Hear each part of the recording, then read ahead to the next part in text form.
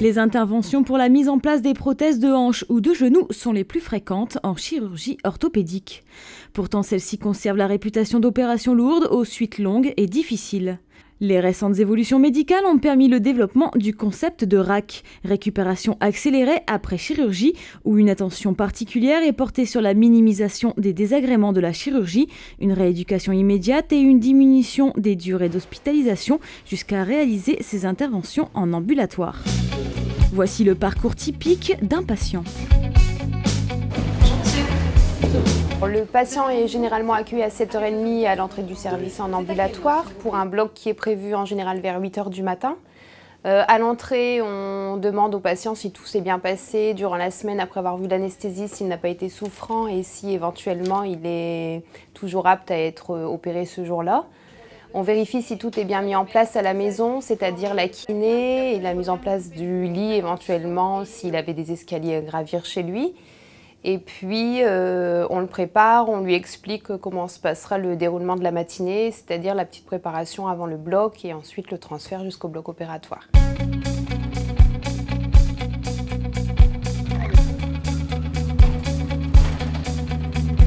Le patient est amené en salle d'intervention où toute l'équipe chirurgicale se prépare pour son opération.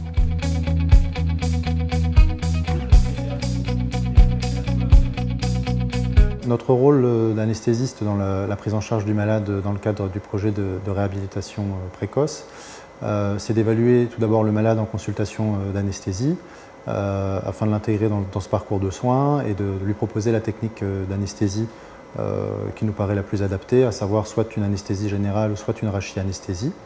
On lui expliquera également l'anesthésie locorégionale de complément qu'on utilisera, à savoir le plus souvent un bloc SAFEN qu'on réalise en pré ou en post-opératoire pour diminuer les douleurs post-opératoires et favoriser la rééducation précoce. Notre prise en charge elle vise également à diminuer l'utilisation de médicaments antalgiques afin de diminuer les effets indésirables post-opératoires, diminuer les nausées et vomissements, favoriser le lever plus rapide, la mobilisation plus rapide du malade et la sortie plus rapide du patient dans de meilleures conditions. On va prévenir également, dès la consultation d'anesthésie, essayer d'anticiper le risque hémorragique et le risque de transfusion. Avec des chirurgies comme ça de nos jours, on a quasiment ramené à zéro le risque transfusionnel chez ces malades.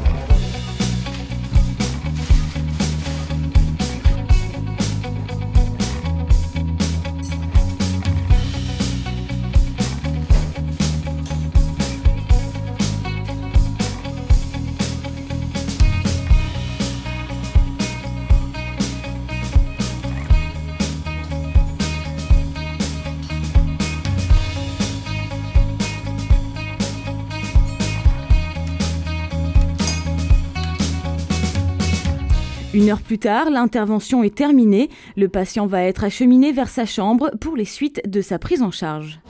Ça va? Vous arrivez à bouger? Allez-y. 2 heures après son départ, le patient est de retour dans le service.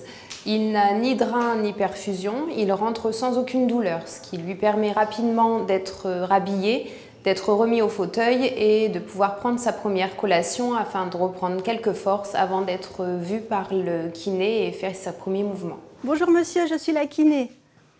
Vous allez aller au fauteuil? Oui. Très bien. Alors, vous vous asseyez d'abord au bord du lit. Vous arrivez à décaler la jambe? Parfait. Attendez un petit peu. Ça va, vous vous sentez bien? Oui. Pas de douleur? Non. Parfait. On avance les fesses un peu au bord du lit. Et vous allez pouvoir aller dans le fauteuil. Attendez. Je vais passer devant. Vas-y. Reculez. Attrapez un accoudoir du fauteuil. L'absence de douleur et le fait qu'il n'y ait plus de drain ni de perfusion gênant les mouvements permet une rééducation immédiate. Quelques jours avant l'intervention, le patient aura rencontré le kiné qui va s'occuper de lui au domicile afin d'organiser effectivement ce retour et de faire une première séance de rééducation pour faire l'apprentissage de la déambulation avec les cannes anglaises. Comme ça, le patient pourra s'entraîner et ça évite de tout découvrir le jour même. Nous faisons également des séances de physiothérapie basées sur la cryothérapie en pression qui diminue notablement la douleur et l'œdème. C'est une technique utilisée chez les grands sportifs également. Je vous ramène à votre chambre, monsieur. Après un dernier contrôle de son anesthésiste et de son chirurgien, le patient est autorisé à rentrer chez lui, soit avec une ambulance, soit par ses propres moyens si son état le lui permet.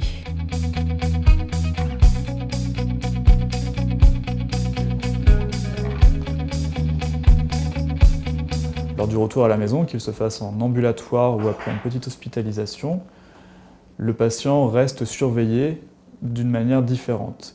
L'infirmière, qui a été spécialement formée, le rappelle pour s'assurer de l'absence de complications dans les premiers jours. Et je revois personnellement les patients dans la semaine qui suit l'intervention pour m'assurer cliniquement de l'absence de complications, ce qui pourrait nécessiter, si besoin, une réhospitalisation pour la prendre en charge. Donc c'est une révolution de la prise en charge en chirurgie orthopédique. C'est un vrai travail en équipe qui permet d'arriver à ce niveau où le patient est réellement acteur dans sa récupération. Aujourd'hui, ce protocole est mis en place pour tous les patients qui vont bénéficier d'une prise en charge pour une prothèse totale de hanche ou de genou, mais 3 grands groupes vont se dégager. Il y aura des patients qui réunissent les conditions de sécurité nécessaires pour faire cette intervention en chirurgie ambulatoire, c'est-à-dire sans hospitalisation avec un retour à domicile le jour même de l'intervention. Un autre groupe est celui des patients qui nécessitent une petite surveillance, alors une hospitalisation de 2 à 3 jours est nécessaire. Puis la rééducation est menée au domicile. Et puis enfin, il y a les patients qui restent isolés et qui nécessitent une prise en charge encore dans des centres de rééducation.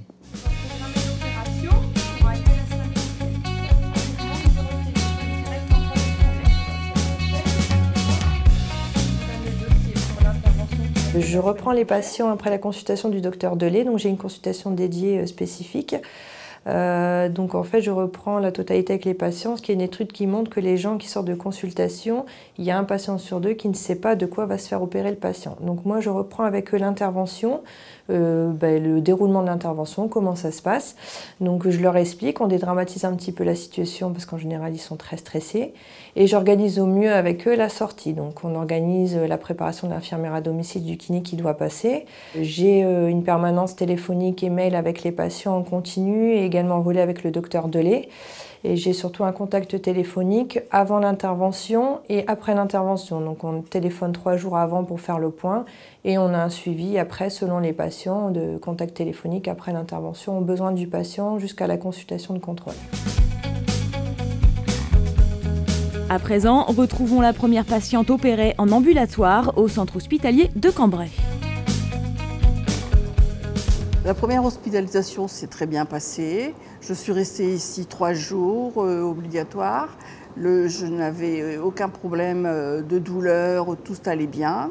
Et la seconde, je l'ai fait en ambulatoire. Je suis rentrée le soir même chez moi. Et tout s'est encore mieux passé parce qu'on est chez soi. Nous pouvons faire ce que nous voulons en obéissant aux ordres du docteur, de l'infirmière qui vous téléphone pour savoir si tout va bien. Et il faut surtout avoir quelqu'un avec soi. On ne doit pas rester tout seul à la maison et ça se passe très très très bien.